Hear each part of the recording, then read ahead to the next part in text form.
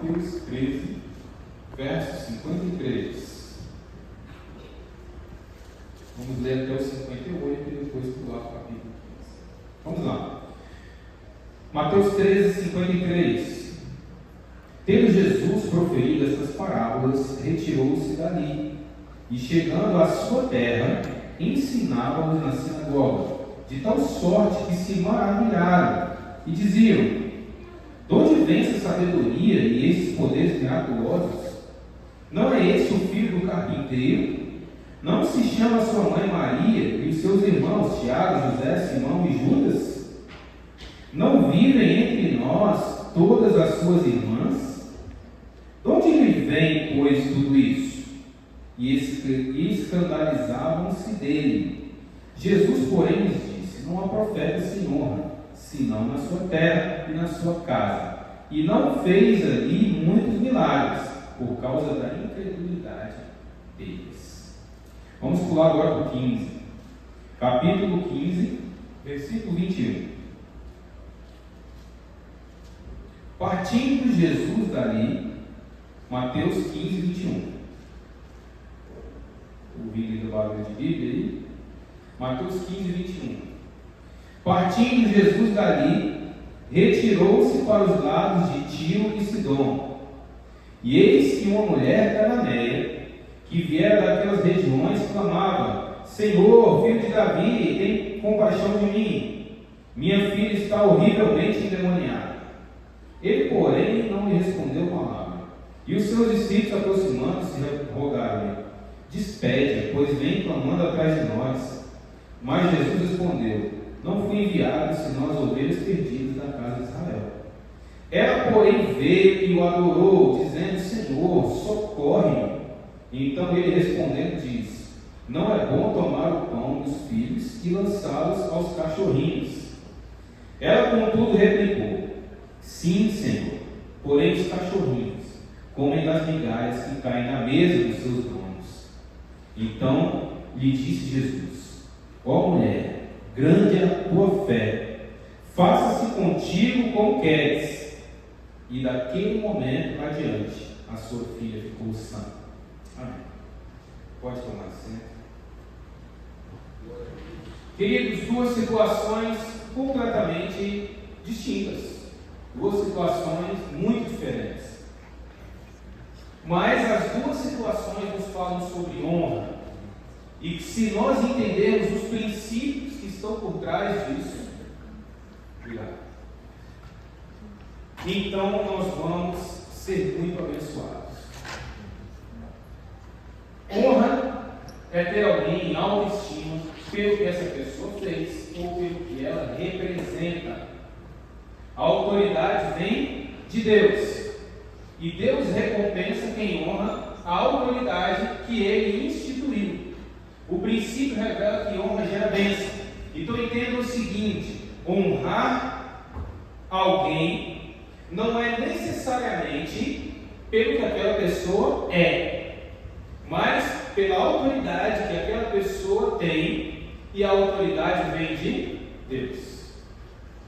Honrar alguém não é necessariamente pelo que aquela pessoa é, mas pelo que aquela pessoa representa. Por isso que honrar a autoridade não pressupõe que você goste dessa autoridade, não pressupõe que você concorde com essa autoridade, não pressupõe que você queira estar junto dessa autoridade ou goste da pessoa dela. Não necessariamente. Honrar uma autoridade significa honrar a autoridade que vem de Deus. Então, honrar uma autoridade é honrar a Deus, mesmo discordando dela e mesmo que você nem goste dela. Quais são as autoridades instituídas por Deus? Existem autoridades governamentais, existem autoridades espirituais, existem autoridades familiares. Então, o pai tem autoridade sobre os filhos, o marido tem autoridade sobre a mulher, o pastor tem autoridade sobre as ovelhas, os líderes têm autoridade sobre os liderados, o professor tem autoridade sobre o aluno. O policial tem autoridade sobre o cidadão. Estamos falando de princípio de autoridade. Então você não precisa necessariamente concordar em tudo com o seu pai ou com a sua mãe. Mas se há uma bênção que o seu pai e sua mãe possam ministrar sobre a sua vida, então receba com honra. Honra o teu pai e tua mãe para que te vá bem todos os dias e tenha longos dias sobre a face da terra. É um mandamento. É um mandamento. Nós devemos honrar as autoridades instituídas. Por quê? Porque isso honra a Deus. Mas a Bíblia diz também que nós temos que honrar uns aos outros. Então, como eu vou honrar alguém que não tem autoridade sobre mim? Honrar essa pessoa pelo que essa pessoa fez.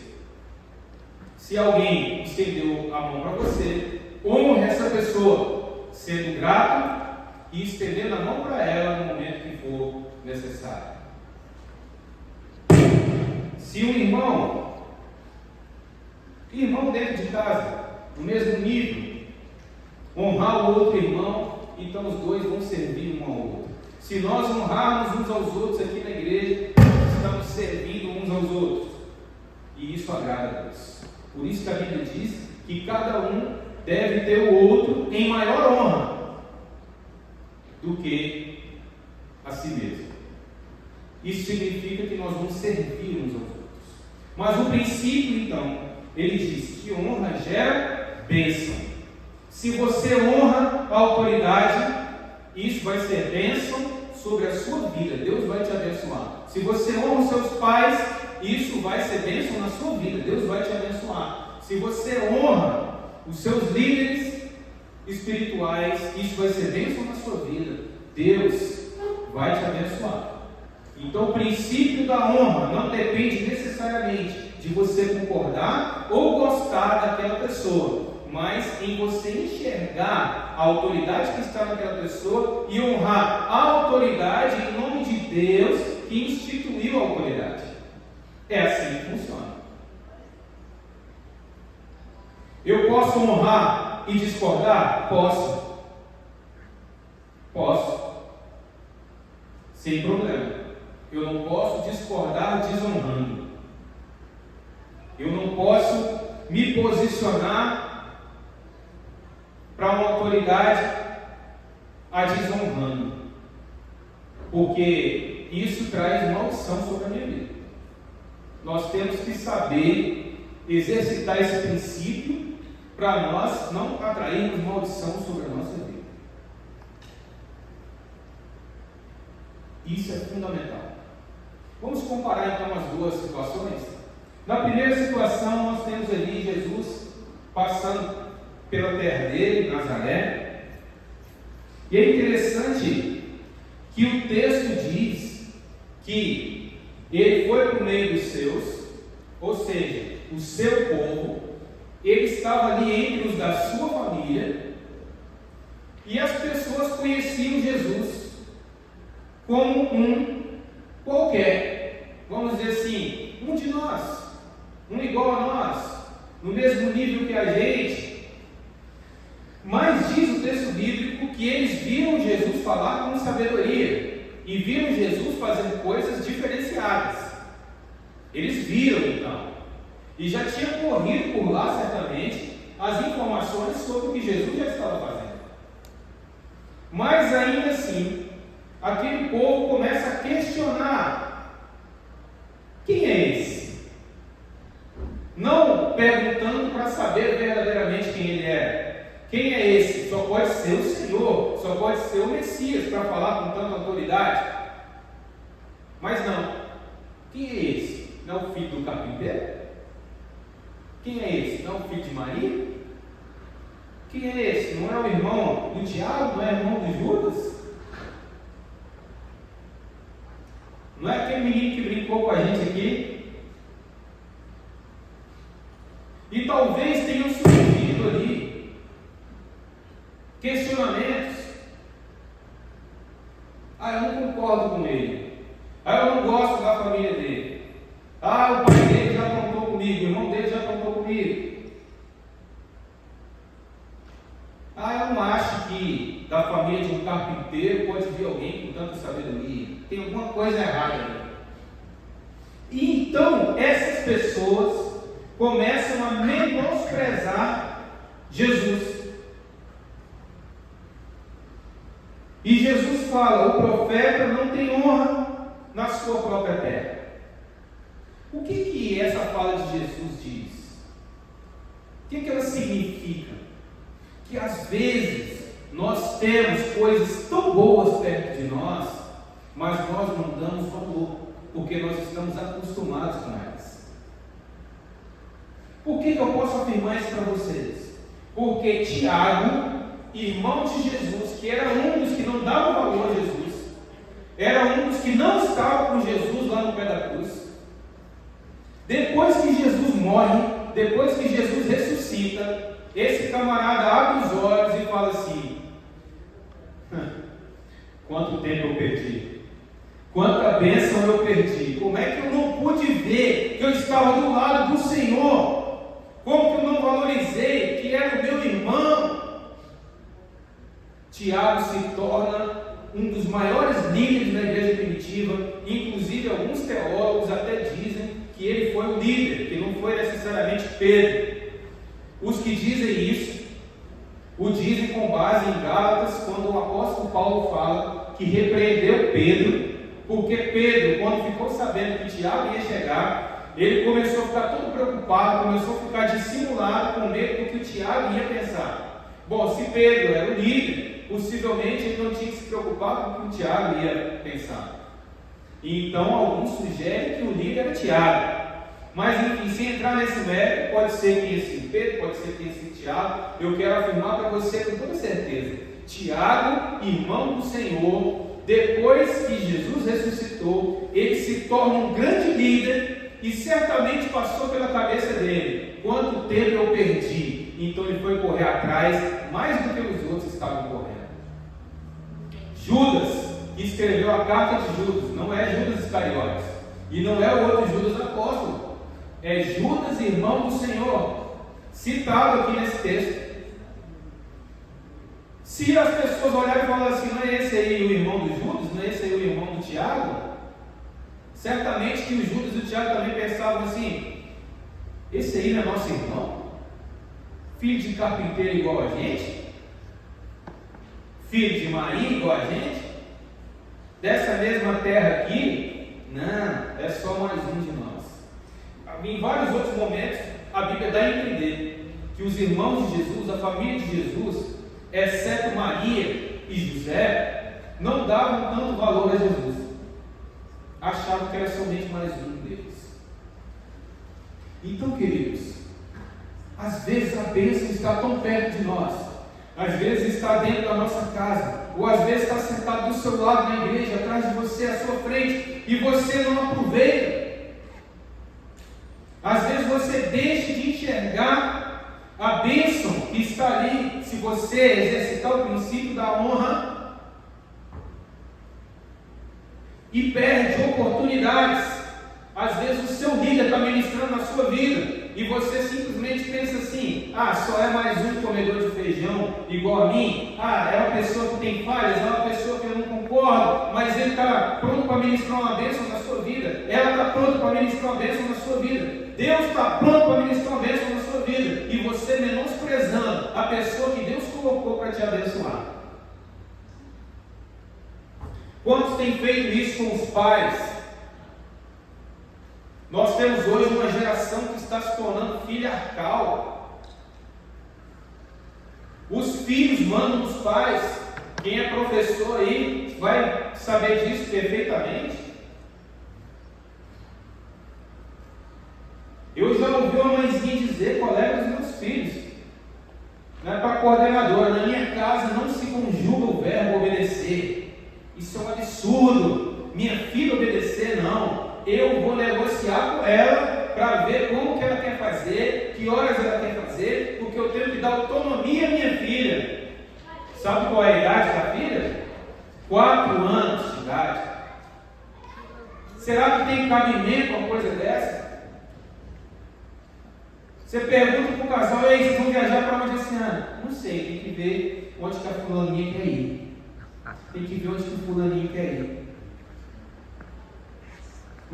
a família se tornando cada vez mais filial, os filhos decidindo o que os pais vão fazer, filhos mandando nos pais, dando ordem nos pais, xingando os pais, uma geração de desonra, e muita gente achando isso bonitinho. Queridos, se nós não atentarmos para o princípio da honra, nós vamos de mal a pior. Honre o seu pai e a sua mãe, honre o seu professor, honre as autoridades constituídas, honre os seus líderes, e você vai ver Deus te abençoar. Honre as pessoas que estendem a mão para você. Não vire as costas para alguém que estendeu a mão para você, porque isso é uma desonra. E se você desonrar, você vai colher maldição. Se você honrar, você vai colher bênção.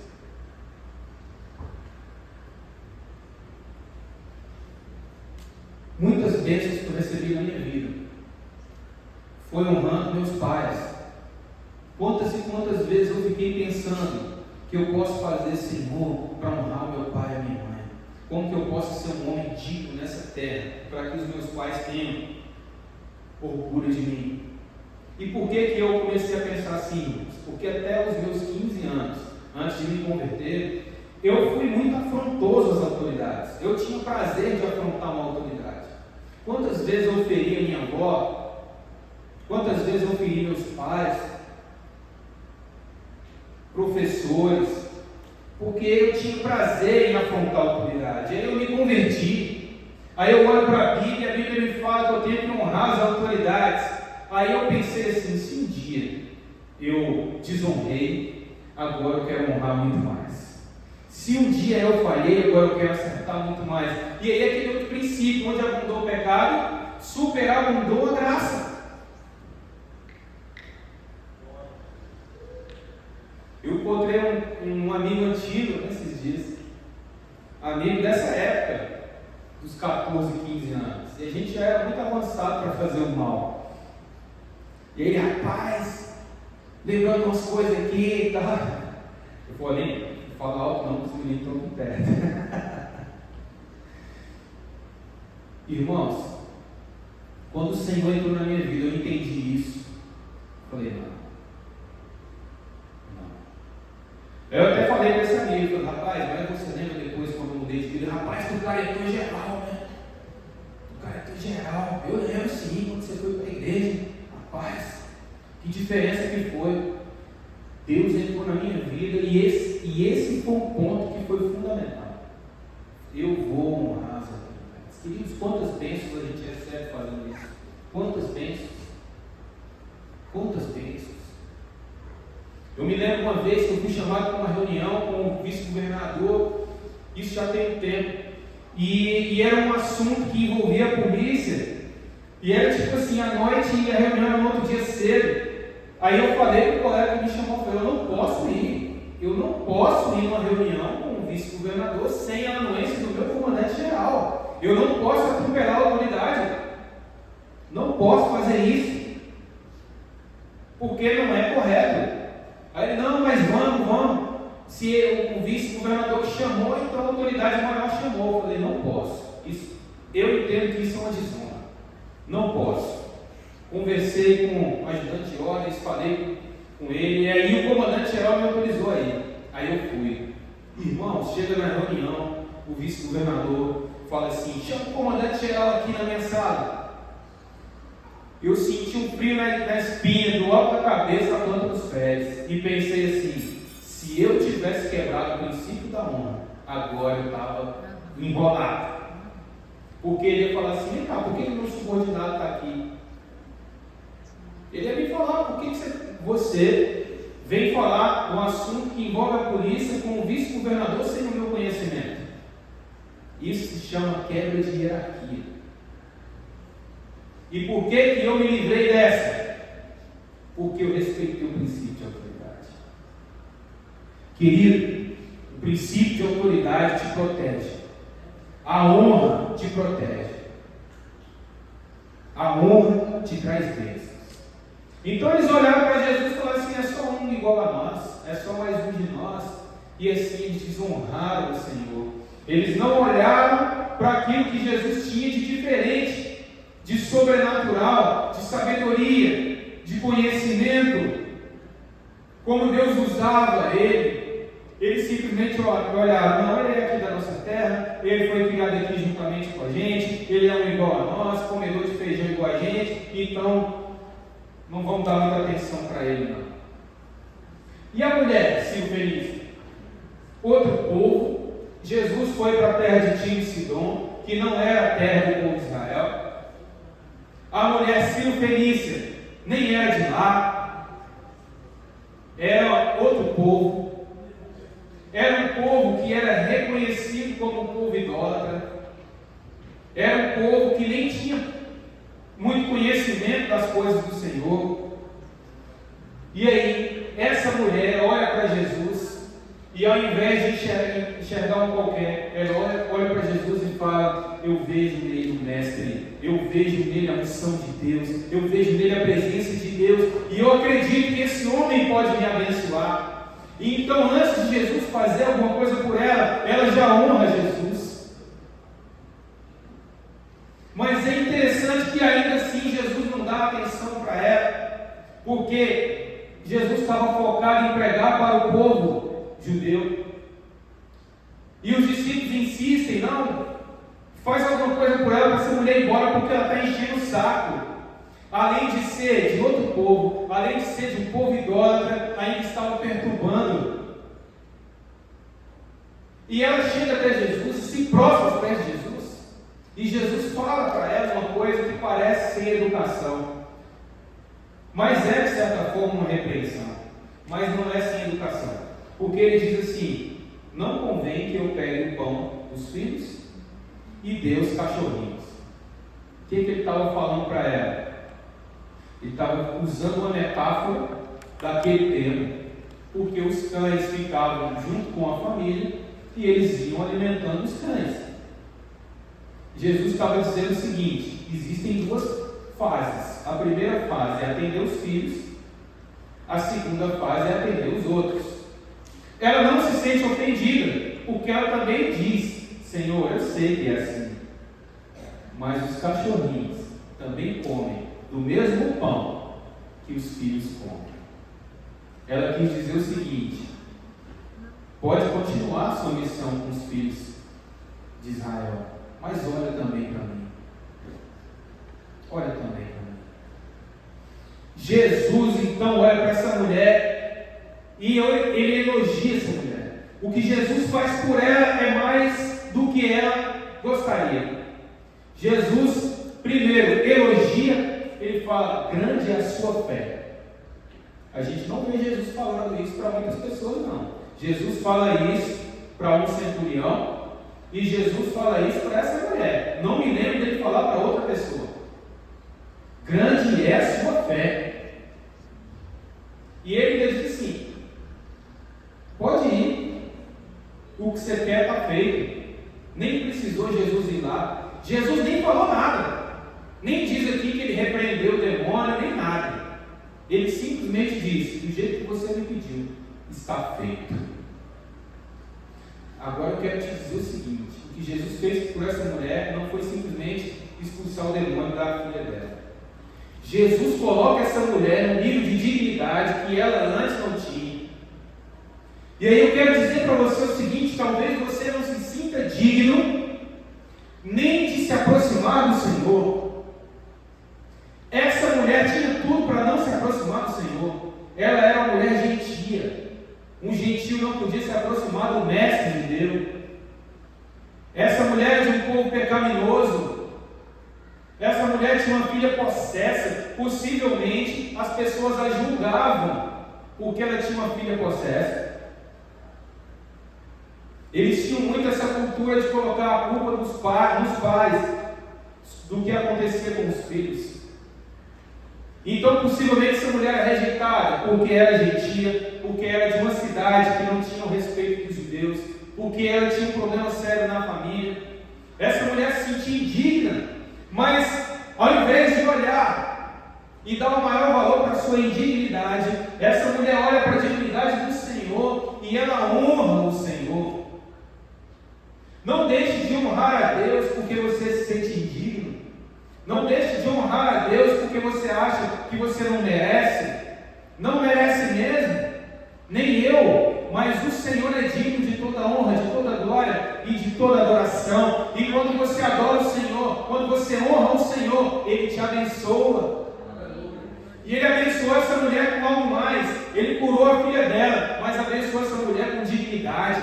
E quando todos olharam para ela e falaram, ela não é digna, Jesus olhou e falou, ela é sim. O próprio Jesus, a princípio, tinha feito uma separação. Primeiro eu atendo os filhos, depois eu atendo os gentios. Agora essa mulher fala assim, Senhor, olha para mim. Jesus olha para ela e fala assim, então você que me honrou, eu vou te colocar na mesa com os filhos. Não era nem a sua hora, mas já que você clamou, eu vou te honrar e vou te colocar na mesa com os filhos. Querido, Jesus te honra de tal forma que Ele te faz receber bênçãos que você nem imagina. Essa mulher não foi lá para ser elogiada por Jesus. Essa mulher não foi lá para ser honrada por Jesus. Ela simplesmente queria uma cura. Jesus deu a cura, Jesus deu a honra e Jesus a abençoou com coisas muito maiores do que ela imaginava. Ele é poderoso para fazer infinitamente mais do que tudo quanto pedimos ou pensamos. Honre ao Senhor. Aleluia. Honre as autoridades que o Senhor colocar no seu caminho. Honre as pessoas que te estenderam a mão. Honre e Deus vai te honrar. Abençoe essas pessoas e Deus vai te abençoar. Agora, voltando lá naquela primeira história, Jesus não realizou ali muitos milagres. No meio da sua terra, no meio da sua parentela, Ele não realizou muitos milagres. Ainda realizou alguns por misericórdia, mas Ele não pôde fazer muita coisa ali, porque aquelas pessoas não honravam o Senhor. Aquelas pessoas não exercitaram a sua fé. Elas ficavam olhando simplesmente na dimensão humana. E esse é o problema. É simplesmente meu filho. É simplesmente meu pai. É simplesmente meu irmão. Não tem alguém que Deus colocou do seu lado. Não era para ser assim. Se é bom ser abençoado por alguém, quanto mais ser abençoado pelo seu pai. Se é bom ser abençoado por alguém, quanto mais ser abençoado pela sua mãe. Quanto mais ser abençoado pelo seu filho. Quanto mais ser abençoado pelo seu irmão. Eu fico pensando que Tiago e Judas, os irmãos de Jesus, deveriam ficar pensando assim, depois que Jesus ressuscitou: rapaz, quanta oportunidade eu perdi. Eu poderia ter crescido mais, eu poderia ter aprendido mais. O Senhor estava dormindo no quarto do meu lado. O Senhor fez parte da minha vida e eu não enxerguei. Eu poderia ter aprendido mais, eu poderia ter sido mais humilde, eu poderia ter visto o sobrenatural na vida dele e não simplesmente o natural.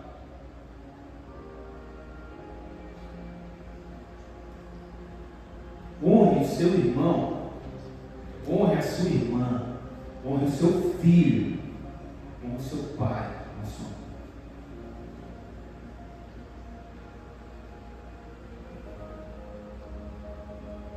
Eu tenho pensado muito ultimamente. Eu atendo muitas pessoas. Como é que eu posso ter tempo para atender outras pessoas e não ter tempo para dedicar a mesma forma com os meus filhos? Se eu dedico meu tempo para os meus filhos, eu estou honrando meus filhos. Como é que eu posso atender tantas pessoas e não ter tempo para minha esposa? Não, eu preciso honrar a minha esposa. E sabe, não que nós tenhamos vivido isso, porque nós desde muito tempo não temos vivido assim, Temos procurado honrar uns aos outros dentro de casa. Isso é coisa que a gente procura viver. Mas sabe uma coisa que eu fico pensando? A melhor comida não pode ser quando chega a visita. Faz a melhor comida para os da sua casa. E repete ela quando vier uma visita. Usa os melhores talheres de vez em quando. A melhor prataria de vez em quando para os da sua casa.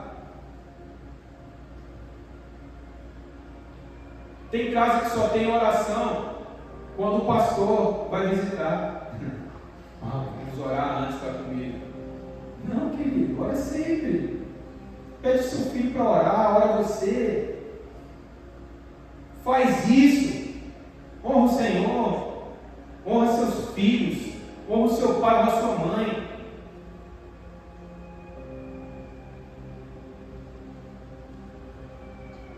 Às vezes a gente vê os pais falam assim: meu filho não faz nada.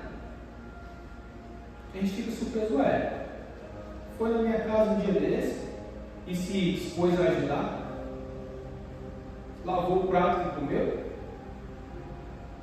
e em casa não lava, quer dizer que você obedece outras pessoas, você serve outras pessoas, mas não serve o seu pai e a sua mãe. Isso é desonra. Se você faz algo bom para alguém, você tem que fazer melhor ainda para o seu pai e para a sua mãe.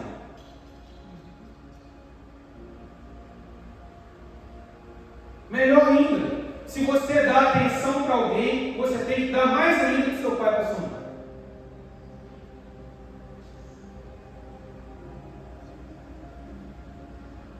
Já atendi casais, queridos. O cara trata a mulher tão mal, e ela trata ele tão mal, que aí um dia um falou assim: ele me trata que nem um mendigo na rua. Eu falei: eu duvido que ele passe por um mendigo e fala dessa forma que ele falou com você. Eu duvido. Eita, duvido. Porque a gente não é sem educação dessa forma com as pessoas na rua. Não é. Tem certas coisas que as pessoas falam um para o outro dentro de casa, que não tem coragem de falar para a pessoa lá na rua. Por que não tem coragem? Porque é vergonhoso. Aí você trata uma pessoa desconhecida melhor do que a pessoa que mora junto com você. Isso é desonra. Como que pode um marido tratar a balconista no caixa do mercado, a atendente do posto de gasolina, com mais doçura do que a sua própria esposa? Isso é desonra. Como é que pode a esposa tratar o desconhecido na rua, tratar o chefe, tratar o subordinado, tratar um cliente com mais respeito do que ela trata o próprio marido? Isso é uma desonra. E desonra traz maldição. Jesus não pôde fazer milagres no ambiente de desonra. Não é porque ele não tinha poder, não. É porque a desonra traz maldição. Esse povo que estava doente continuou doente. Esse povo que estava indo mal, que estava endemoniado, continuou indo mal, continuou endemoniado. Por quê? Estava num ambiente de desonra. Eles não olharam o Senhor Jesus com os olhos sobrenaturais, com os olhos espirituais. Eles olharam o Senhor Jesus somente com os olhos naturais. É um homem igual a nós. Não deram a ele a honra que deveriam ter dado. Por isso Jesus não fez muitos milagres. E Jesus não faz muitos milagres em ambiente de desonra. Agora, em ambiente de honra, o Senhor faz o milagre que você precisa e te abençoa ainda mais com coisas que você nem tinha imaginado. Honra a sua esposa, honra o seu marido, honre os seus pais, honre os seus filhos. Não exponha seus filhos ao ridículo. Isso é uma desonra. Isso é uma desonra.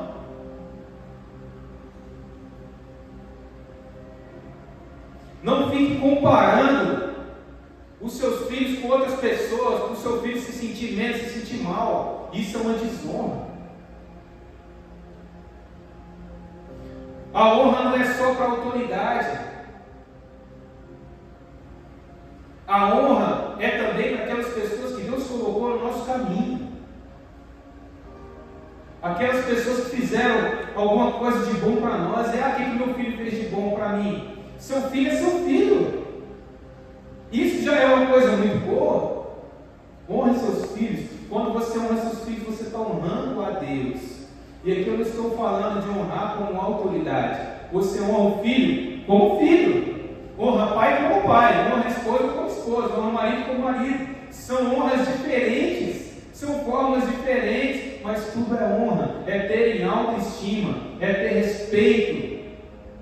Cada um no seu papel. Cada um na sua circunstância. No ambiente de desonra, Jesus não operou.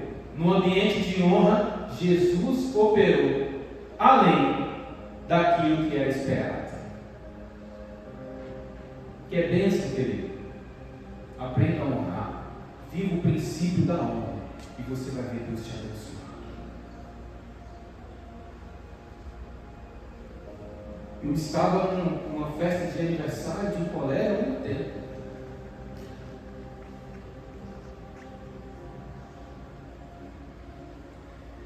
Cortaram o bolo para ele. Ele é de uma outra religião. Ele perguntaram para quem o primeiro pedaço. Ele falou: meu primeiro pedaço é para minha entidade. Apesar de ser de outra religião e de eu particularmente não concordar, eu achei lindo. Eu fiquei pensando, que honra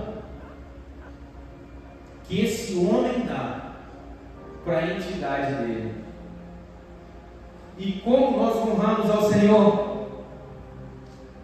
Você acorda, o seu primeiro respirar vai para quem? O seu primeiro olhar vai para quê?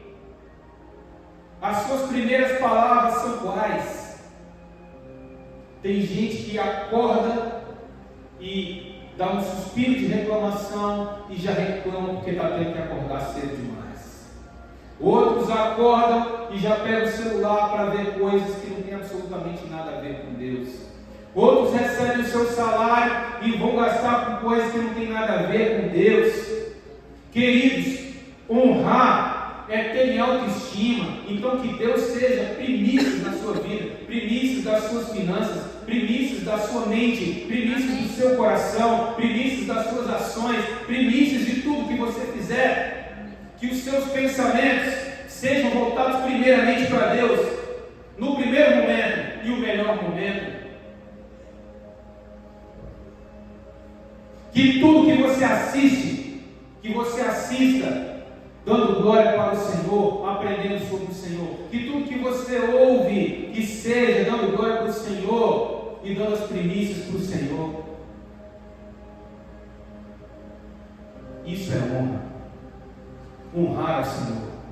Colocar o Senhor em primeiro lugar. Qual é o primeiro mandamento? Por que Deus fala lá? Não terás outros deuses diante de mim. Porque Deus, apesar de não precisar da nossa honra, Ele estabeleceu que honrar a Ele, amar a Ele, é o princípio de tudo.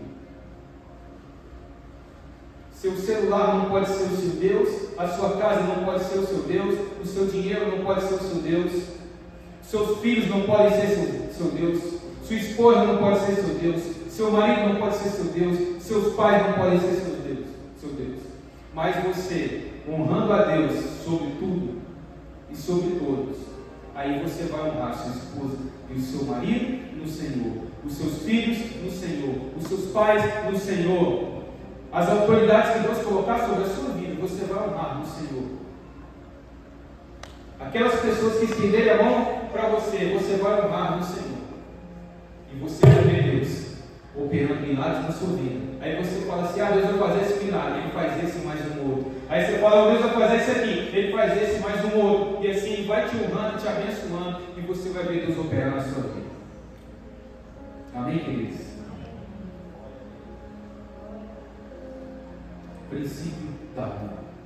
O princípio da honra traz bênçãos sobre nós.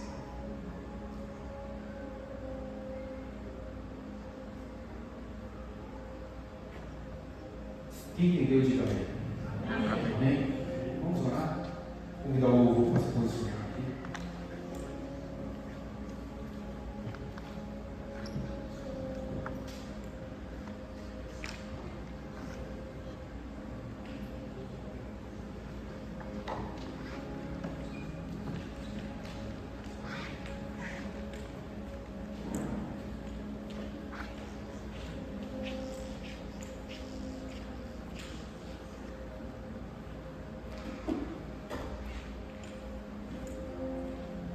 Intercessão, por favor, se posicionar aqui também. Queridos, nós vamos ter um momento de oração. Olha, se você desonrou alguém, coloque isso diante de Deus, peça perdão a Deus, avalie se não é o caso de você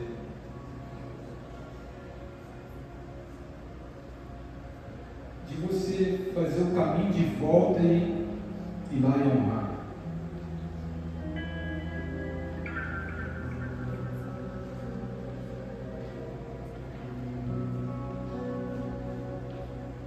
A desonra nasce com Satanás, na verdade Lúcifer.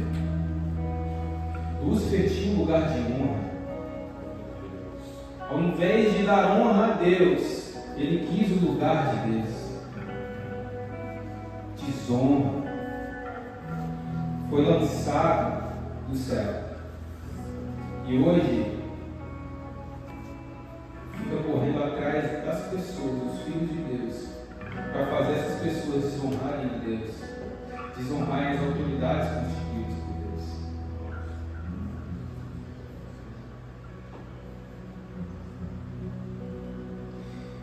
E Satanás amarra as pessoas na desonra. E ele quer botar na cabeça das pessoas que, se elas desonraram uma vez, é porque elas não têm honra e elas têm que continuar desonrando. Essa é uma mentira do inferno. Se você pegou desonrando a Deus, desonrando alguém, quem quer que seja, não quer dizer que você tem que continuar nesse pecado, não quer dizer que não tem solução para você. Olha para essa mulher cananeia. Talvez ela pensasse, ou as pessoas pensassem que não tinha solução para ela, mas ela creu e ela foi até o Senhor, e o Senhor a abençoou, além do que ela tinha imaginado. Deixa Deus fazer isso na sua vida, deixa Deus te renovar. Se houve desonra na sua vida, que você repreenda isso em nome de Jesus, que você coloque na sua mente que a partir de agora você vai desonrar. Você vai honrar, você vai quebrar esse princípio de desonra e você vai honrar. A partir de agora você vai honrar. Todos nós aqui desonramos alguém em algum momento, todos nós aqui desonramos a Deus em algum momento, mas você pode se arrepender, e como essa mulher clamou ao Senhor, você pode clamar também e dizer: Senhor, tem misericórdia de mim. Clame e deixe Deus operar na sua vida. Nós vamos estar em momento de oração, de adoração, e você que quiser receber uma oração de fortalecimento, pode vir aqui à frente e os intercessores vão estar ministrando sobre você. Se você quiser orar no seu lugar mesmo, não tem problema, pode orar aí, mas ore, coloque isso diante de Deus. Agora, ore, clame ao Senhor em nome de Jesus.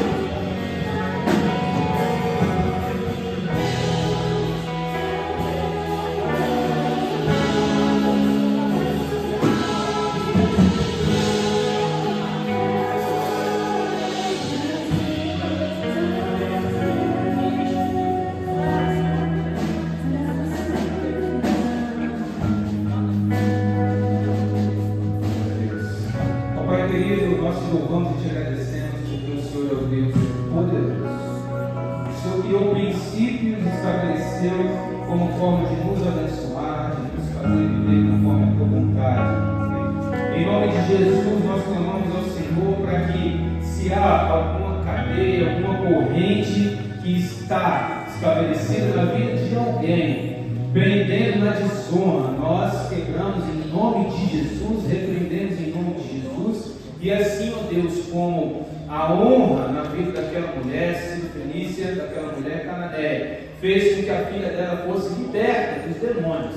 Nós também, ó Deus, ministramos aqui, e caia por terra todas as cadeias que são alimentadas por espíritos malignos, gerando desonra na vida das pessoas. Nós repreendemos em nome de Jesus e ministramos, ó Deus, a bênção que vem da honra, e que todos sejam fortalecidos para honrar aquelas pessoas que o Senhor colocou no caminho de cada um aqui, ó Pai. Gera uma atmosfera de honra, uma atmosfera de bênção, de multiplicação para a honra e glória do teu santo nome, em nome de Jesus. Amém. Amém. Glória a Deus. Queridos, nós vamos encerrar com a bênção final. Eu quero lembrar aqui que na quarta-feira, dia 15 de novembro, vai ser o encerramento da campanha nacional de jejum e oração. Então, durante a reunião de oração aqui, nós vamos fazer o encerramento dessa campanha. Todos estão convidados. Eu estou fazendo os 40 dias de jejum e oração. Eu espero que todo mundo esteja fazendo. Eu coloquei um propósito diante do Senhor, fiz um jejum diante do Senhor, foi fantástico na minha vida. Todos aqueles que acolheram a palavra que foi ministrada e fizeram, eu tenho certeza que estão abençoados. E isso também tem a ver com honra, irmãos. O profeta liberou a palavra na sua vida, recebe essa palavra e coloca diante de Deus: Senhor, foi o homem de Deus que liberou, eu quero, em nome de Jesus. Se posiciona e você vai ver Deus te abençoar. Quarta-feira, às 19h30, nós estaremos aqui fazendo o fechamento dos 40 dias de jejum e oração.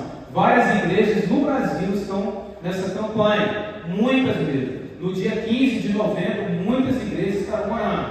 Nós também estaremos. Quem acha que nós precisamos orar pelo Brasil? Amém? Glória a Deus. Opa! Quem que acha que tem que orar pela sua própria vida? Glória. Quem acha que tem que orar pela nossa igreja? Glória. Amém. Quarta-feira, 19h30, nós estaremos aqui em oração.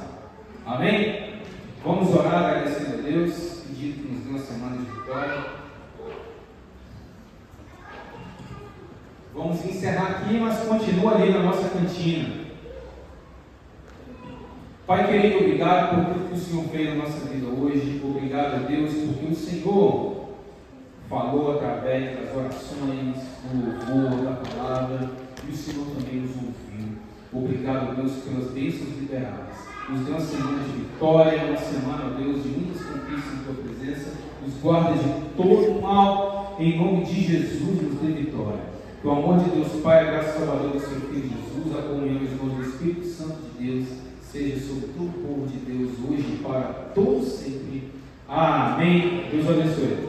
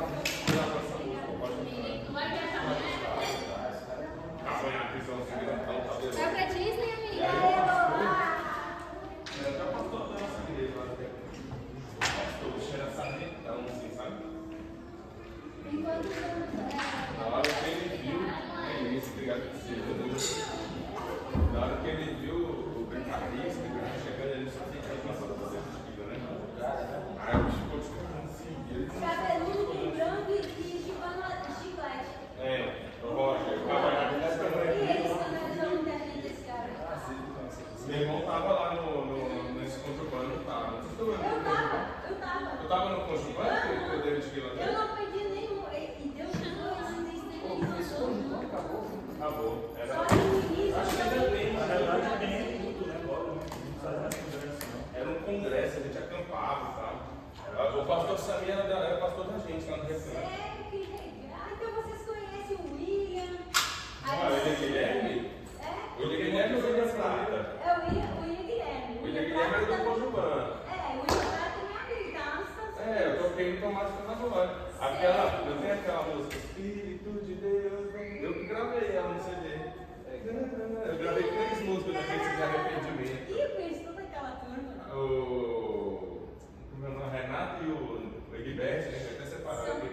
Uai, separaram. O Egberto era o baterista, a Renata cantava, né? A Sarinha, o Laércio. A Sara e o Laércio Aí casaram com 2 filhos. eu toquei São no pastores. Conjugana com eles, no formato carnaval.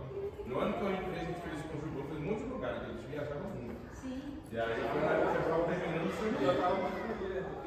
Meu irmão tocou muito com o Guilherme, muito. Uma bênção, você tava, foi nesse congresso aí que o Delan aproveitou a vida dele? Foi, subiram também, né, mãe? Esse naquele. Ele cantava igual dele. Muito. É. Quando eu conheci o Deus, ele marou de escolar dele. Ele parou de ouvir, mano, vou parar. Só até foi o que ele passou, né, na rádio Eu dele. escuto tanto. Hoje é outra galera, né? Que eu faço muito mais. É porque começou no Sirius, depois foi pra ele. Você acaba imitando, né? Mesmo que não seja, mas assim, acaba fluindo ali, né? Ele gravou, né? Mas assim, o William. Caramba, Carlos, sabia do Pastor de Prata? Sim. Você acompanhou na Ele época? gostou da Cerise. Pois é, você acompanhou na época dos tomates da Glória? Eu Né? acompanhei demais. Quando eles gravaram aquele segundo CD deles, aí eles já tinham gravado, até foi na Filadélfia do Guará, né? Você era da Filadélfia, né? Ou não? Não, eu era da Batista Nacional da Providência.